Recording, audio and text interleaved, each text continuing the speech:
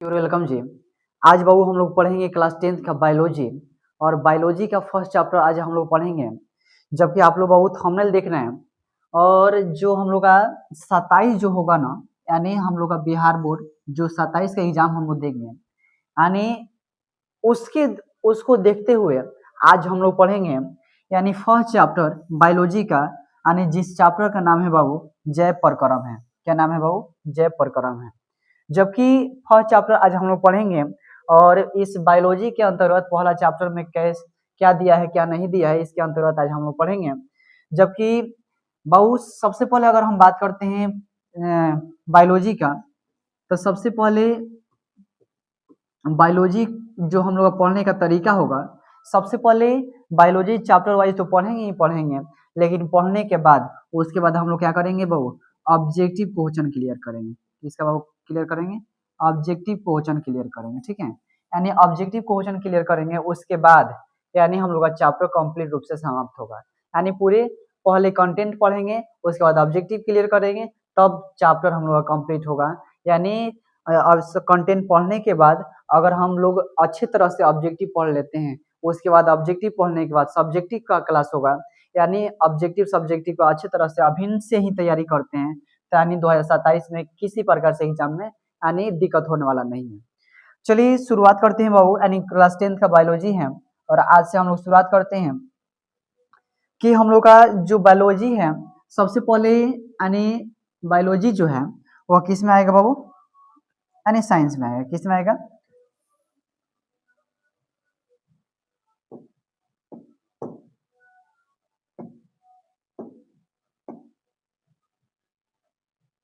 चलिए साइंस। क्या पढ़ेंगे बाबू हम लोग? साइंस पढ़ेंगे। जबकि साइंस में हम लोग देखेंगे कि साइंस का बाबू हिंदी होता है विज्ञान। क्या होता है बाबू? विज्ञान होता है।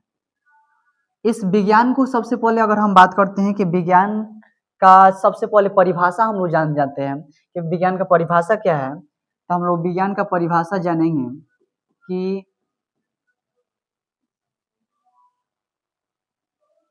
विज्ञान का अगर परिभाषा की बात करते हैं, तो यानी हम कह सकते हैं कि जब किसी काम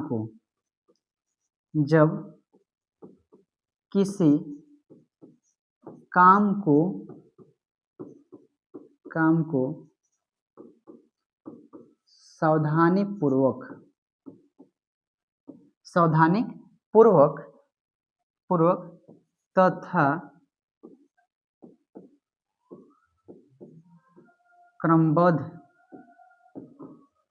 क्रमबद्ध तरीके से किए गए, जब किसी काम को सावधानी पूर्वक तथा क्रमबद्ध तरीके से किए गए और उससे जो हमें ज्ञान प्राप्त होता है उसे विज्ञान कहते हैं। क्या कहते हैं बाबू? विज्ञान कहते हैं। अगर बाबू हम परिभाषा की बात करते हैं विज्ञान किसे कहते हैं, तो जब किसी काम को सावधानी पूर्वक तथा क्रमबद्ध तरीके से किए गए और उससे जो हमें ज्ञान प्राप्त होता है उसे क्या बोलते हैं बाबू? विज्ञान बोलते हैं। यानी कहने का बाबू अर्थ यह हुआ कि यानी कोई भी अगर काम करते हैं, अगर उसको सावधानी ढंग से यानी सावधानी पूर्वक करते हैं और उससे काम करने से जो हम लोग का नॉलेज मिलता है, ज्ञान मिलता है, उसे क्या बोलते हैं बाबू? विज्ञान बोलते हैं। क्या बोलते हैं बाबू? विज्ञान बोलते हैं। जो बाबू विज्ञान है ना, विज्ञान का 3 पार्ट है। कितने पार्ट है बाबू? विज्ञान का 3 पार्ट है, फिजिक्स, केमिस्ट्री और बायो। ठीक है, फिजिक्स, केमिस्ट्री और बायो। तो आज का जो बाबू क्लास होगा यानी बायो का होगा। किसका होगा बाबू? बायो का होगा। तो चलिए आगे हम लोग पढ़ते हैं, यानी इसको नोट कर लीजिएगा। यानी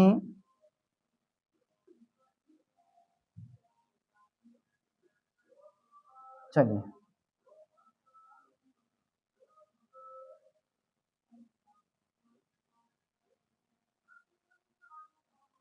चलिए आगे हम लोग पढ़ेंगे।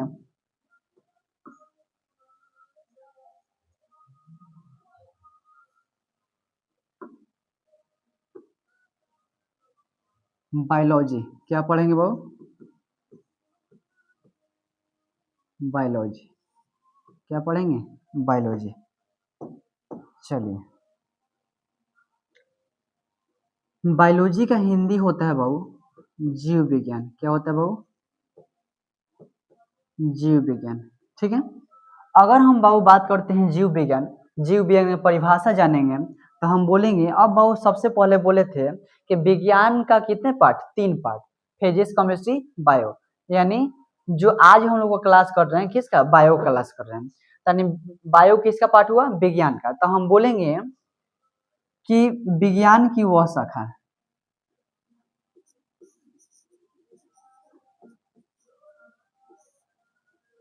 विज्ञान की वह शाखा शाखा जिसमें समस्त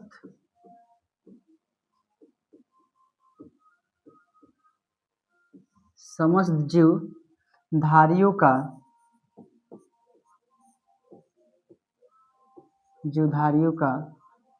अध्ययन किया जाता है, अध्ययन किया जाता है, तो उससे ही जीव विज्ञान कहते हैं। यानी बाबू इसका अर्थ यह होता है कि विज्ञान की वह शाखा जिसमें समस्त जीवधारियों का अध्ययन किया जाता है उसे क्या बोलते हैं बाबू? यानी जीव विज्ञान कहते हैं। अगर हम बाबू बात करते हैं जीव विज्ञान का जनक की बात करते हैं तो जनक कौन है? तो जनक कौन है बाबू? अरस्तु है। कौन है बाबू? अरस्तु है। जबकि अगर हम बाबू बात करते हैं जो जीव विज्ञान है तो जीव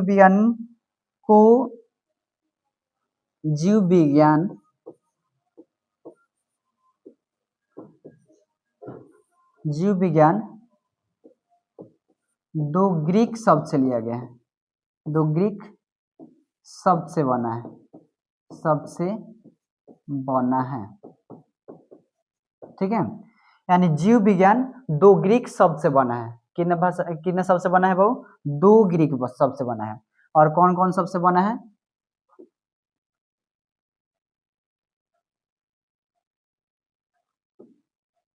चलिए पहला है बायोस और दूसरा है लोगस। बायोस का हिंदी जीवन, जीवन का इंग्लिश क्या होता है? लाइफ। ठीक है। लोगस का अर्थ क्या होता है? अध्ययन, अध्ययन का इंग्लिश क्या होता है? स्टडी। ठीक है। चलिए अगर हम बाबू बात करते हैं जीव विज्ञान कितने शब्द से मिलकर बना है? 2 शब्द से, यानी 2 ग्रीक शब्द से मिलकर बना है।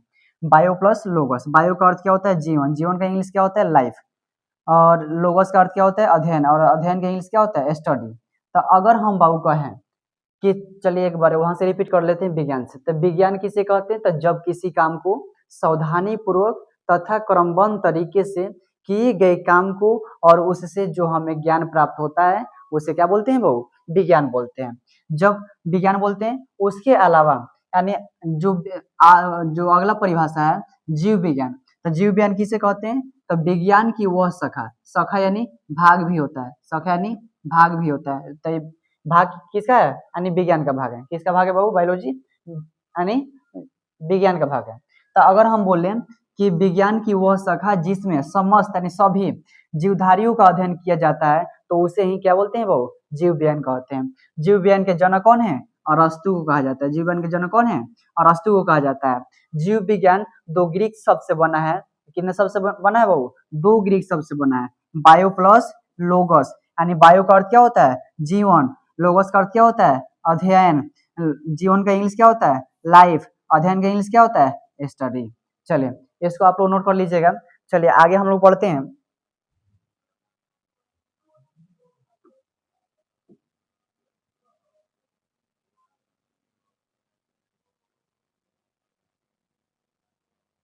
चलिए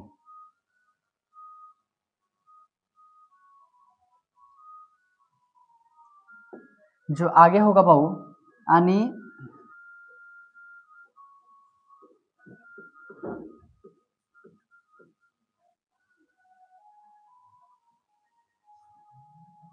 बायोलॉजी,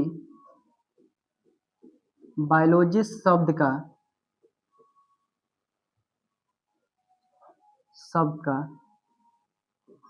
पहला प्रयोग, पहला प्रयोग 1801 ईस्वी में हुआ था। कब हुआ था बहू, 1801 ईस्वी हुआ था। कौन किया था, लैमार्क और ट्रिविरेनस, लैमार्क और ट्रिविरेनस ने किया था। जबकि अगर बात करते हैं कि अगर इंग्लिश में हम बात करते हैं बायोलॉजी को, तो इंग्लिश में हम लिख सकते हैं कि द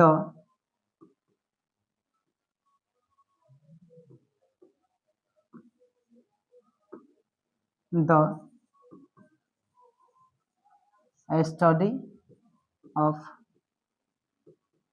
लाइफ इज कॉल्ड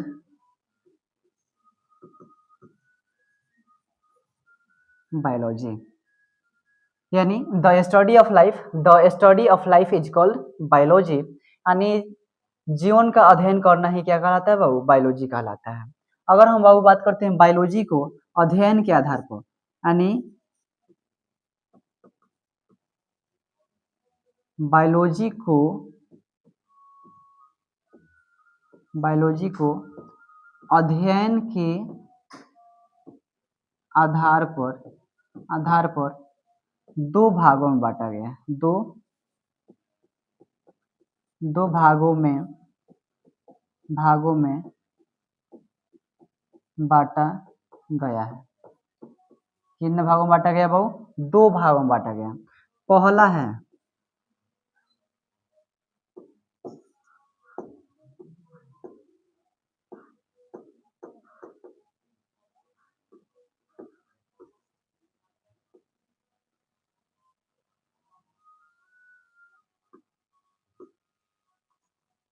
पहला है हम लोग का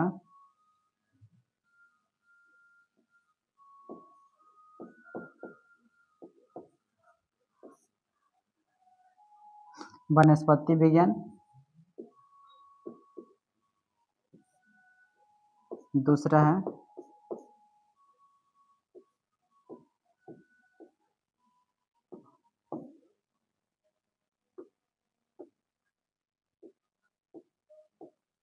जंतु विज्ञान। ठीक है, वनस्पति विज्ञान जिसको इंग्लिश में बोलते हैं जूलॉजी, जंतु विज्ञान जिसको इंग्लिश में बोलते हैं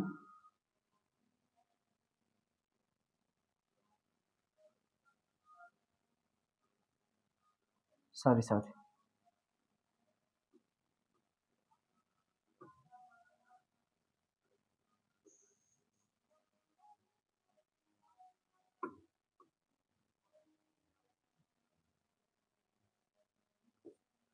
इसको हम लोग बोलते हैं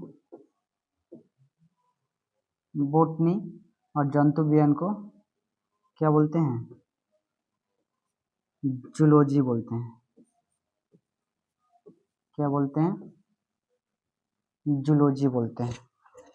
चलिए आगे हम लोग बात करते हैं कि जो वनस्पति विज्ञान क्या होता है और जंतु विज्ञान क्या होता है। वनस्पति विज्ञान क्या होता है और जंतु विज्ञान क्या होता है।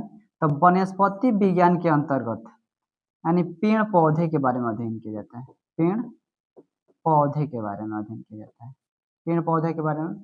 इसका अगर हम बात करते हैं बहु जनक, तो जनक है वनस्पति विज्ञान का थियोफ्रेस्टस को कहा जाता है, थियोफ्रेस्टस को कहा जाता है। ठीक है, अगर हम बात करते हैं जंतु विज्ञान, जंतु विज्ञान के अंतर्गत यानी जीव जंतु के बारे में अध्ययन किया जाता है, जीव जंतु के बारे में अध्ययन किया जाता है। अगर इनका जनक बात करते हैं तो जनक कौन है बाबू? अरस्तु है। कौन है? अरस्तु है।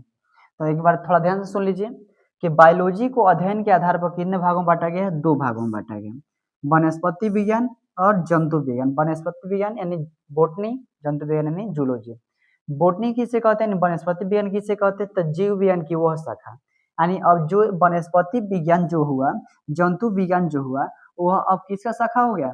यानी बायोलॉजी का शाखा हो गया। किसका शाखा हो गया बाबू? बायोलॉजी का।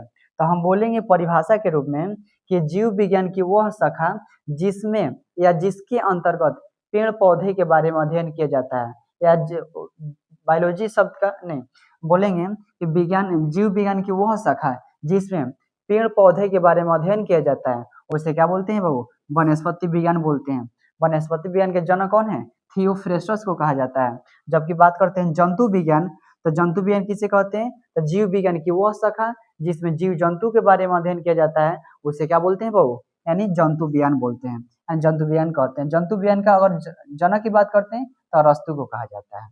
चलिए आगे हम लोग पढ़ते हैं कि अब हम लोग चलते हैं तो बायोलॉजी का यानी थोड़ा सा यानी बेसिक जानकारी था, और अब हम लोग का चैप्टर शुरुआत होता है यानी जैव प्रकरण। क्या होता है बाबू? जैव प्रकरण शुरुआत होता है। चलिए सबसे पहले जानते हैं कि जैव प्रकरण होता क्या है। तो बाबू जैव प्रकरण यानी क्या होता है, चलिए देखते हैं। जीवों में यानी जीवों में संपन्न होने वाली, जीवों में संपन्न होने वाली वे सभी क्रियाएं जो जीवन के लिए आवश्यकता होते हैं, जैव प्रकरण कहलाती है या जैव प्रकरण कहलाती है। बाबू इसका अर्थ यह होता है कि जीवों में होने वाला वह क्रिया, कह सकते हैं वह क्रिया या वह क्या क्रिया है जो हम लोग को आवश्यकता होती है, यानी जीवन के लिए आवश्यकता होती है या होते हैं, उसे क्या बोलते हैं बाबू? जैव प्रकरण कहते हैं। जैसे पोषण। बाबू अगर हम बात करते हैं एक मनुष्य को जीवन जीने के लिए सबसे पहले उसको क्या चाहिए बाबू? पोषण चाहिए, खाने पीना चाहिए। श्वसन, अगर पोषण नहीं रहेगा तो फिर भी नहीं जीवित बचेगा, अगर श्वसन नहीं रहेगा तो फिर भी जीवित नहीं बचेगा। वाहन एक होता है, वाहन होता है, ठीक है। उसके बाद उत्सर्जन होता है, वाहन, ठीक है। उसके बाद उत्सर्जन होता है, इत्यादि होता है। जितना एग्जाम्पल लिखे पोषण, श्वसन, वाहन, उत्सर्जन इत्यादि, यानी अगर बाबू अगर ये सब न रहे तो क्या मनुष्य जीवित बच सकता है? नहीं बच सकता है। क्यों? क्योंकि एक अच्छी तरह से मनुष्य के जीवन जीने के लिए, यानी एक अच्छे या खराब ये तो बात हटाइए, लेकिन अगर हम बात करते हैं कि एक मनुष्य का जीवन जीने के लिए या जीव जंतु को जीवन जीने के लिए यानी क्या चाहिए बाबू? पोषण चाहिए, श्वसन चाहिए, वो उत्सर्जन हो गया। अब मान लीजिए कि हम पोषण ही करें और उत्सर्जन न करें, हमारा शरीर क्रिया न करे, तो क्या हम लोग जीवित बच सकते हैं? नहीं बच सकते हैं। इसीलिए यानी ये सभी को क्या है? आवश्यकता है। अगर हम बात करते हैं इसके बाद एक पॉइंट है जिस पॉइंट का नाम है बाबू सजीव के प्रमुख लक्षण। सजीव के प्रमुख लक्षण। तो सबसे पहले एक बार और रिपीट करते हैं जैव प्रकरण का परिभाषा कि जैव प्रकरण किसे कहते हैं? तो जीवों में संपन्न होने वाली वे सभी क्रियाएं जो जीवन के लिए आवश्यकता होते हैं, वह क्या कहलाती है बाबू? जैव प्रकरण कहलाती है। जैसे पोषण, श्वसन, वहन, उत्सर्जन इत्यादि। चलिए दूसरा पॉइंट है हम लोग का सजीव के प्रमुख लक्षण क्या है। सजीव के प्रमुख लक्षण क्या है? तो भोजन ग्रहण करना, यानी भोजन ग्रहण करना यह सजीव का प्रमुख लक्षण है। सांस लेना, दूसरा लिखे हैं सांस लेना, उत्सर्जन करना। बाबू यहाँ पर यानी सजीव का प्रमुख लक्षण, सजीव को प्रमुख लक्षण है सांस भी लेता है, उत्सर्जन भी करता है, वृद्धि करना या गति करना, ठीक है। यानी अब मान लीजिए ये सब क्रिया हो, भोजन करता है, सांस लेता है, उत्सर्जन करता है, उसके बाद क्या होना चाहिए? वृद्धि होना चाहिए, ठीक है। तो वो सब क्या है? यानी सजीव के प्रमुख लक्षण है, यानी सजीव होने का प्रमुख लक्षण है। चलिए आगे हम लोग बात करते हैं कि पोषण। अब देखिए पोषण एक आया था, तो पोषण क्या होता है, क्या होता है बाबू, पोषण यानी वह विधि, वह विधि वह विधि जिसके अंतर्गत जीव पोषक तत्वों को ग्रहण करके उसका उपयोग करते हैं, उसे क्या बोलते हैं बाबू, पोषण कहते हैं। क्या बोलते हैं बाबू, पोषण कहते हैं। तब वह विधि जिसके अंतर्गत जीव पोषक तत्वों को ग्रहण कर यानी प्राप्त कर उसका उपयोग करते हैं, उसे क्या बोलते हैं बाबू, पोषण कहते हैं। यानी इसका अर्थ यह होता है कि यानी अब मान लीजिए हम मनुष्य हैं, अब मान लीजिए कि हमको यानी जीवन जीने के लिए कुछ ना कुछ खाना चाहिए, यानी पेट भरने के लिए कुछ ना कुछ खाना पड़ेगा। उसी तरह बाबू यानी हम लोग की परिभाषा है कि वह विधि जिसके अंतर्गत यानी जावना माध्यम से यानी पोषक तत्वों को ग्रहण करके प्राप्त करके हम लोग उपयोग करते हैं उसका, उसे क्या बोलते हैं बाबू, पोषण कहते हैं। क्या बोलते हैं, पोषण कहते हैं। अब इसमें एक वर्ड आया पोषक तत्व। पोषक तत्व क्या होता है, जैसे पोषक तत्व का परिभाषा जानेंगे। पोषक तत्व वैसे तत्वों को कहा जाता है जिसे जीवों को ऊर्जा मिलती है और शरीर की जरूरतें पूरा होती है, उसे क्या बोलते हैं बाबू, पोषक तत्व बोलते हैं। अब मान लीजिए एक ये मनुष्य है, यहाँ पर एक मनुष्य है और ये मनुष्य जो है, अब मान लीजिए इसको शरीर को यानी ऊर्जा, शरीर में ऊर्जा मतलब सही ढंग से रखने के लिए, मान लीजिए इसको जीवन यापन करने के लिए इसको खाना चाहिए। क्या चाहिए बाबू, खाना चाहिए। और खाना में मान लीजिए कि इसको दे दिया जाए केला, क्या दे दिया जाए, केला दे दिया जाए। तो जब यह केला खाएगा तो क्या होगा, यानी इसको ऊर्जा मिलेगा। क्या मिलेगा, ऊर्जा मिलेगा। यानी पोषक तत्व ऐसे तत्व को कहा जाता है जिससे जीवों को ऊर्जा मिलती है और शरीर की जरूरत तो पूरा होती है। अब मान लीजिए चाहे केला खाए चाहे खाना खाए तो उसका जो शरीर होगा उसका जरूरत पूरा होगा ना बाबू। इसीलिए इस जो जितने भी खाने वाला चीज है उसको हम एक तरह से कह सकते हैं क्या, पोषक तत्व कह सकते हैं। चाहे केला हो चाहे यानी दुनिया का कोई भी यानी खाने वाला चीज हो, उसे क्या बोलते हैं, पोषक तत्व बोलते हैं। तो परिभाषा के रूप में कैसे बोलेंगे कि पोषक तत्व वैसे तत्व कहा जाता है जिससे जीवों को ऊर्जा मिलती है और शरीर की जो जरूरतें पूरा होती है, उसे क्या बोलते हैं बाबू, पोषक तत्व बोलते हैं। चलिए आगे हम लोग देखते हैं पोषण के प्रकार। क्या है बाबू, पोषण के प्रकार।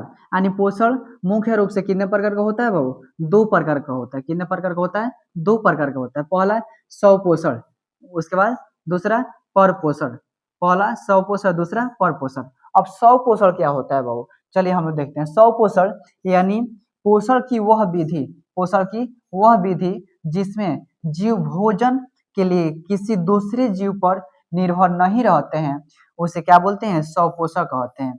यानी इसका अर्थ यह होता है कि कोई भी यानी वैसे पोषण की विधि या पोषण की वह विधि या पोषण की वह विधि जिसमें जीव भोजन के लिए दूसरे जीव पर निर्भर नहीं रहते हैं, उसे क्या बोलते हैं बाबू, स्वपोषण बोलते हैं। जैसे हरे पेड़ पौधे शैवाल, ये जो होते हैं ना बाबू, यानी स्वयं भोजन बनाने के कार्य करते हैं, दूसरे जीव पर निर्भर नहीं रहते हैं। यानी अगर हम कहें कि स्वपोषण किसे कहते हैं, तो पोषण की वह विधि जिसमें जीव भोजन के लिए दूसरे जीव पर निर्भर नहीं रहते हैं, उसे क्या बोलते हैं बाबू, स्वपोषण कहते हैं। चलिए आगे हम लोग देखते हैं पर पोषण। क्या बाबू, पर पोषण यानी पर पोषण पोषण की वह विधि यानी पोषण की वह विधि जिसमें जीव अपना भोजन स्वयं संश्लेषित न करके किसी अन्य स्रोतों से प्राप्त करता है, उसे क्या बोलते हैं बाबू, पर पोषण कहते हैं। यानी इसका बाबू अर्थ यह होता है कि जो सौ पोषण था यानी जो सौ पोषण था यानी वह स्वयं पर निर्भर था, वह स्वयं पर निर्भर था। और ये पर पोषण यानी किसी और पर निर्भर रहता है, यानी कि दूसरे जीव पर निर्भर रहता है, दूसरे स्रोत पर निर्भर रहता है, उसे क्या बोलते हैं बाबू, पर पोषण। तो परिभाषा के रूप में कैसे बोल सकते हैं, पोषण की वह विधि जिसमें जीव अपना भोजन स्वयं संश्लेषित न करके किसी अन्य स्रोतों से प्राप्त करते हैं, उसे क्या बोलते हैं बाबू, पर पोषण कहते हैं। क्या कहते हैं बाबू, पर पोषण कहते हैं। अगर हम बाबू बात करते हैं पर पोषण के प्रकार, तो पर पोषण के प्रकार मुख्य रूप से कितने प्रकार का होता है, तीन प्रकार का होता है। कितने प्रकार का होता है बाबू, तीन प्रकार का होता है। यानी प्रकृति के आधार पर पोषण को तीन भागों में बांटा गया है। कितने भागों में बांटा गया है बाबू, तीन भागों में बांटा गया है। परजीवी पोषण, मृत जीवी और प्राणी संपोषण। ठीक है, चलिए आगे हम लोग पढ़ते हैं। चलिए परजीवी हम लोग पढ़ते हैं। तो परजीवी क्या होता है? तो भोजन के लिए जो जीव भोजन के लिए दूसरे जीव के संपर्क में स्थायी या अस्थायी रूप से रहकर उसे अपना भोजन प्राप्त करता है, उसे क्या बोलते हैं बाबू? परजीवी कहते हैं। यानी इसका अर्थ यह होता है कि कोई भी अगर जीव है, दूसरे जीव के संपर्क में आकर यानी स्थायी रूप से या अस्थायी रूप से रहकर अपना यानी भोजन प्राप्त करता है, उसे क्या बोलते हैं बाबू? परजीवी कहते हैं। जैसे गोलकृमि हो गया, हुकवर्म हो गया, टेपवर्म हो गया, भैंस या जोंक, उसके बाद मानव के सिर बालों में रहने वाला जू एक परजीवी है। एक क्या है बाबू? परजीवी है। जो बाबू बाल में यानी बालों में सिर में जो जू रहता है, अब मान लीजिए कि वो किसे प्राप्त करता है? अब मान लीजिए मनुष्य के ही बाल में अगर जू है तो उसे यानी जू अपने भोजन कहाँ से प्राप्त करेगा? यानी मनुष्य से ही प्राप्त करेगा। ठीक है, अगर हम बाबू बात करते हैं परजीवी, तो परजीवी मुख्यतः यानी दो प्रकार के होते हैं। कितने प्रकार होते हैं बाबू? दो प्रकार के होते हैं, बाह्य परजीवी और अंतः परजीवी। यानी बाह्य परजीवी को इंग्लिश में बोलते हैं एक्सटर्नल पैरासाइट और अंतः परजीवी का बोलते हैं इंटरनल पैरासाइट। ठीक है, तो चलिए आई होप आप लोग को यानी समझ में आया होगा। और इसके आगे बाबू हम लोग यानी इसके आगे हम लोग पार्ट 2 के अंतर्गत पढ़ेंगे। पार्ट 2 के अंतर्गत पढ़ेंगे। और ये जो है हम लोग का आज जो क्लास की यानी पार्ट 1 है।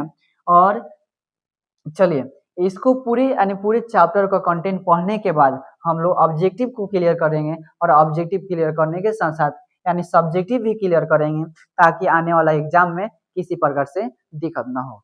चलिए धन्यवाद।